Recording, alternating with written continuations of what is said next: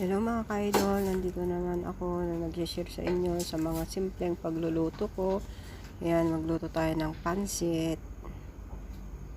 Ang inihalo ko lang dyan is walang manok mga ka-idol, walang shrimp, ayan, hotdog at saka nuggets lang, simpleng pagluluto.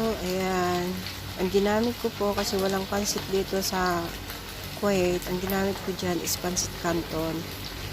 Yan ang naging ano niya. Yan. Ngayon, masarap yan. Tapos, nilagyan natin ng carrots, repolyo, hotdog, nuggets. Ayan. Sobrang sarap niyan. Ayan. Metos-metos lang. Ayan na po, mga ka-idol, ang kabuuan ng aking niluluto. Ayan, napakasarap. Salamat!